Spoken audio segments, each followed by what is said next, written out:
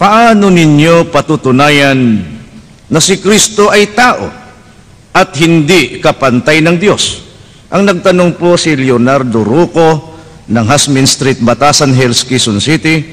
Itong katanungang ito, kapatid na Arnel, na paano natin patutunayan na si Kristo ay tao at hindi kapantay ng Diyos. Ang pagkilala po ng Iglesia ni Kristo, mga mahal po naming mga panauhin, ay batay po sa itinuturo ng Biblia kung ano ang tunay na kalagayan ng ating Panginoong Hesukristo. At ang ating Panginoong Hesukristo, ayon po sa itinuturo ng Biblia, siya po ay anak ng Diyos. Mababasa po natin yan sa Mateo 3:17. Si Kristo po ay ginawang Panginoon. Ang gumawa sa Kanya, ang Diyos. Mababasa po natin yan sa Gawa 2:36. Si Kristo po ginawang tagapagligtas. Ang Diyos po ang gumawa sa Kanya, na siya, si Kristo, ay ginawang tagapagligtas. Gawa 5:31. Ang ating Panginoong Hesukristo ay ginawang isang tagapamagitan sa tao at saka sa Diyos. Sa unang Timoteo 2:5. At ang ating Panginoong Hesukristo inilagay sa ibabaw ng lahat ng nilalang. Ang Diyos pong naglagay sa Kanya, ang tunay na Diyos. Efeso 1:20-22. At ang ating Panginoong Hesukristo pinadakila ng tunay na Diyos, at ang Diyos mismo ang may utos na si Kristo ay dapat ding sambahin. Inisa-isa lang po ni kapatid na Joel yon, dahil po sa yung iba po na nakabalita ang pagkakilala namin sa likas na kalagayan ng Panginoong Kristo ay tao at hindi Diyos. Pinararatangan po ang Iglesia ni Kristo na hindi daw po kami kumikilala kay Kristo. O kaya, minamaliit daw po namin ang Panginoong Kristo. Hindi po. Kaya ipinagpauna ng kapatid na Joel na ang pagkilala po namin sa Panginoong Kristo batay sa pagpapakilala ng Biblia. Inisa-isa, anak ng Diyos, ginawang Panginoon, ginawang tagapagligtas, tagapamagitan, inilagay ng Diyos sa kaiba-ibabawan ng lahat ng mga nilalang, pinadakila at inyutos ng Diyos na sambahin. Kaya kami po, na mga kaanib sa Iglesia ni Kristo, sumasamba sa Panginoong Kristo, hindi dahil sa siya'y Diyos, kundi utos ng Diyos na siya'y sambahin. Pero, kung ang pag-uusapan, yung likas na kalagayan niya, gaya ng tanong ni Leonardo Ruco ng Batasan Hills, mapatutunayan daw ba talagang si Kristo ay tao batay sa Biblia?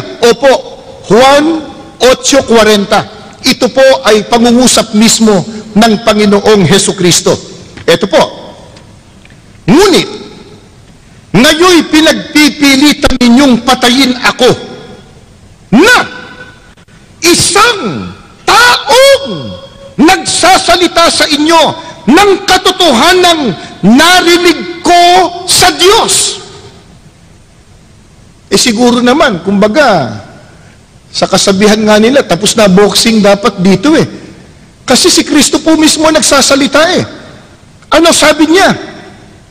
Ako na isang tao. Di tapos na, usapan dapat.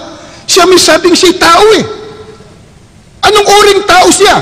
Na isang taong nagsasalita sa inyo ng katotohanan na aking narinig sa Diyos. Kasama sa katotohanan, yung sinabi niya na siya'y tao. Ba't po magagalit yung iba pag sinabi po namin si Kristo'y tao? Sa likas na kalagayan, siya may sabi. At hindi lamang po ipinakilala niya na siya ay tao sa likas na kalagayan, pinatunayan pa niya, hindi siya ang Diyos. Naiba siya sa Diyos. Sapagkat ang sabi niya, isang taong nagsasalita sa inyo ng katotohanan narinig ko sa Diyos. Iba po ang Diyos na napakinggan ng taong si Kristo. Iba si Kristo na taong nakarinig sa Diyos. At hindi lang yan. Nang iwan ni Kristo ang mga apostol, umakyat na po siya sa langit sa piling ng tunay na Diyos, ng Ama. Naiwan po mga apostol dito sa lupa. Ano ipinangaral ng mga apostol? Kung ano ang tunay na likas na kalagayan ni Kristo. Dito po sa unang Timoteo 2:4-5, babasahin ko po sa inyo. Ito po. Nais ng Diyos na ang lahat ay maligtas at malaman ang buong katotohanan na ito nga ay meron lamang isang Diyos at si Kristo Jesus ang tanging makapaghahatid sa atin sa Diyos. Si Jesus ay totoo ngang tao at ibinigay niya ang kanyang sarili upang iligtas tayong lahat. Ito sabi ng mga apostol. Ano sabi? Si Kristo ay totoo ngang tao. Pag sinabi mong hindi siya tao, yan ang hindi totoo. Alin po ang totoo? Yung sinabi ni Kristo at itong ipinangaral ng mga apostol. Meron silang sinasabi ka Joel Ang sabi po nila, kapatid na Arnel, mayroon bang mababasa sa Biblia na mismo ang Diyos nagpapatunay na si Kristo'y tao sa kalagayan? Meron tayong mababasa niya. At hindi lang yan, ang isa pang sinasabi nila, kapatid na Joel, kung hindi Diyos si Kristo, ba't anya nakagagawa ng himala o milagro? Huwag po nating kalilimutan, kahit ang dyablo gumagawa ng milagro para dayain ng tao Pero tunay bang Diyos yun? Ang mga propeta, ng mga nauna, panahon ng mga magulang, panahon ng mga propeta, nakagawa din ng mga milagro. Ibig ba sabihin, Diyos sila? At ang totoo, ang mga apostol man, gumawa din ng milagro. Pero ibig ba sabihin, Diyos din sila? Darami ang Diyos pagka ganon. Pero, ang tanong, kung si Kristo man po na ating Panginoon, nakagawa ng mga himala, kababalaghan, milagro, ano lamang po ang ibinabadya nun? Ibig bang sabihin siya'y Diyos? Ito po, babasahin ko po sa Gawa 2:22. Ganito po ang turo ng banal na kasulatan. Mga lalaking taga-Israel, pakinggan ninyo ang pananalitang ito. Si Jesus na taga Nazaret, taong pinatunayan sa inyo ng Diyos sa pamamagitan ng himala at mga kababalaghan at mga tanda na ginawa ng Diyos sa gitna ninyo sa pamamagitan niya, gaya ng alam na ninyo. Ang gumawa pala nun, sino po? Ang Diyos. Kinasangkapan lang ang ating Panginoong Hesus Kristo sa pamamagitan ni Kristo. Pero namamalagi po, ang sabi, anong likas na kalagay ni Kristo? Taong pinatunayan ng Diyos. Hindi sinabing Diyos na pinatunayan ng Diyos. Magiging dalawa Diyos. Si Kristo, taong pinatunayan ng Diyos sa pamamagitan anya ng mga himala at kababalaghan ng gumawa ang Diyos sa pamamagitan ng ating Panginoong Hesus Kristo. Imari sabihin nila, kapatid na Arnel, baka po pinapayagan na ang tao ay maging Diyos.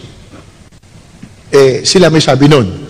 Pero yung bang sabi ng Diyos, basahin po natin dito sa Ezekiel 28. Ang talata po ay 2. Ganito po ang itinuturo ng banal na kasulatan. Ito po, anak ng tao, sabihin mo sa prinsipe na sa Tiro, ganitong sabi ng Panginoong Diyos, sapagkat ang iyong puso ay nagmataas at iyong sinabi, ako'y Diyos. Ako'y nauupo sa upuan ng Diyos sa gitna ng mga dagat.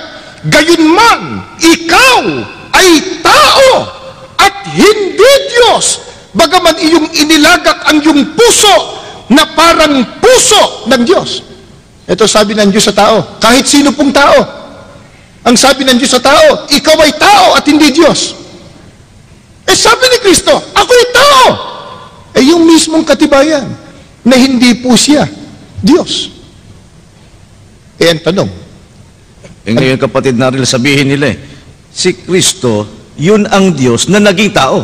Pwede ba yung kapatid na Arnel, ang Diyos ay maging tao? Una, yung sinabing yun, wala sa Biblia. Ikalawa, pumapayag ba ang Diyos, siya mismo, na siya Diyos na, tao pa? Ang binasa ko po sa inyo kanina, 28:2 ng Ezekiel. Ngayon po, Oseas 11:9 po. Pakinggan po ninyo. Hindi ko isasagawa ang kabangisan ng aking galit, hindi ako babalik upang ipahamak ang Ephraim, sapagkat Ako'y Diyos at hindi tao. Ang tunay bang Diyos pumapayag na siya po'y Diyos na, tao pa? Ba hindi? Ano sabi niya? Ako'y Diyos, hindi tao.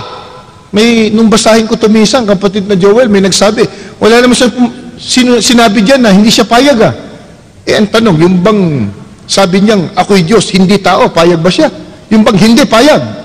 Sagot kayo. Hindi po. Hindi. Ang sabi ng Diyos, ako'y Diyos, hindi tao. Yung tao, sabi ng Diyos, ikaw ay tao, hindi Diyos. Anong sabi ni Kristo?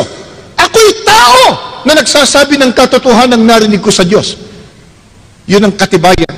Isa sa mga katibayan na hindi po si Kristo ang tunay na Diyos. Ngayon, doon sa tanong na yun, meron pang nais na liwanagin si Leonardo Rocco.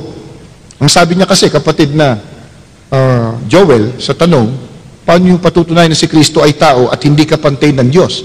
Doon pa lang sa kalagayan, pag binasa mo sa Juan 4:24, ang Diyos Espiritu. Kanina, binasa natin, 8:40, si Kristo ay tao. Pero, bukod doon, babasahin ko po sa inyo itong talata. Katunayang hindi magkapantay. 14:28 po ng Juan. Isulat po ninyo, baka may Biblia po kayo sa inyong tahanan. Narinig ninyo kung paanong sinabi ko sa inyo, papanaw ako at paririto ako sa inyo. Kung ako'y inyong iniibig, kayo'y mga gagalak dahil sa ako'y pasa sa Ama, sapagkat ang Ama, ang Diyos, ay lalong dakila kaysa akin. Pantay ba? Sabi ni Kristo ang Ama, ang Diyos, lalong dakila kaysa akin. Alam po nyo, pag binasa po natin yan sa Bibliang Ingles, halimbawa, dito po sa Biblia, kung tawagin ay Knox version, babasahin ko po yung Juan 14:28, John 14:28. You have heard me say that I am going away and coming back to you. If you really love me, you would be glad to hear that I am on my way to my Father. My Father has greater power than I. Ang Ama, may higit, mas makapangyarihan kaysa sa akin. Pantay ba yun? O isipin po ninyo. Puntahan pa po natin ang ibang salin ng Biblia. Dito po sa The Amplified Bible. English din po, babasahin ko sa inyo. Ito po ang sabi. You heard me tell you, I am going away and I'm coming back to you. If you really love me, you would have been glad. Because I am going to the Father, for the Father is greater and mightier than I am. Ang Ama ay lalong dakila at lalong makapangyarihan kaysa akin. Pantay ba yun? O isipin po ninyo. Hindi lang yan. Isa pa pong English na Biblia. Dito po sa Today's English Version. Doon din po sa talatang yon. But I want you to understand that Christ is supreme. Ibang talata po, unang Korinto 11:13 po. But I want you to understand that Christ is supreme over every man. The husband is supreme over his wife, and God is supreme over Christ. Pagka nilapatan natin ng kaukulang Tagalog ang Diyos ay mas mataas kay Kristo, mas supremo, mas makapangyarihan kaysa kay Kristo. Kaya hindi po pantay. Gaya po ng itinatanong ni Leonardo Rocco ng Batasan Hills. Ang kanilang pangangatwiran, kapatid na Arnel, si Kristo ay binigyan ng kapangyarihan ng ating Panginoong Diyos. Kaya sapagkat si Kristo ay makapangyarihan, ang kanilang paniniwala kay Kristo, Diyos na rin. Kaya ano po ang katunayan, kapatid na Arnel, na bagamat si Kristo binigyan ng kapangyarihan, pinatutunayan pa rin na hindi siya kapantay ng tunay na Diyos at hindi siya ang tunay na Diyos. Doon pa lang sa sinabi mo, kapatid na Joel, na si Kristo binigyan ng kapangyarihan ng Diyos. Kung si Kristo Diyos, meron bang Diyos na binibigyan ng kapangyarihan kaya lang nagkaroon ng kapangyarihan? Di ba? Ikalawa, di ba mas mataas yung nagbigay ng kapangyarihan sa Kanya? Pero gayong paman, kahit binigyan ng kapangyarihan si Kristo, ano ang katunayan? Hindi po ibig sabihin doon Diyos na rin siya. Pakinggan ninyo ang babasahin ko po, unang Korinto 15:27 hanggang 28 po. Ganito ang sinasabi ng kasulatan: ang lahat ng bagay ay lubusang pinasuko sa Kanya ng Diyos, ngunit sa salitang lahat ng bagay, maliwanag na hindi kasama rito ang Diyos, na siyang naglagay ng lahat ng bagay sa ilalim ng kapangyarihan ni Kristo.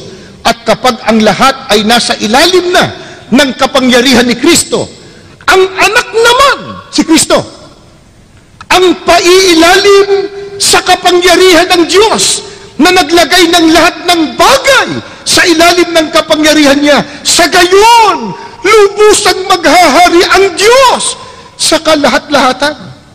Dito po, pinatutunayan talaga na ang ating Panginoong Jesucristo binigyan po ng kapangyarihan ng Diyos. Ang nagbigay sa Kanya, yung tunay na Diyos.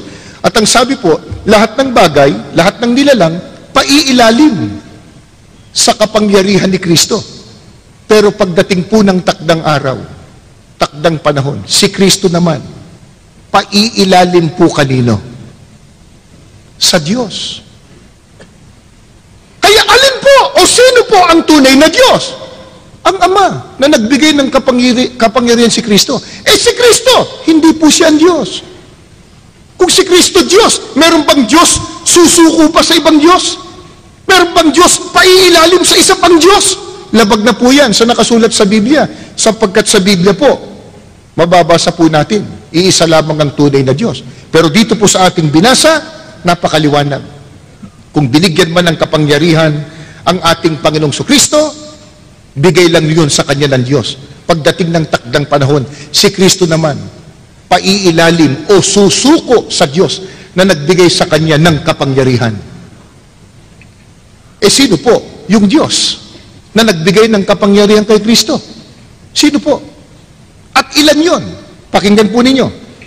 Dito po sa Juan 17:1 at 3, ganito po ang pahayag ng banal na kasulatan. Ito po, pagkasabi ni Jesus dito, tumingala siya sa langit at nagsabi, Ama!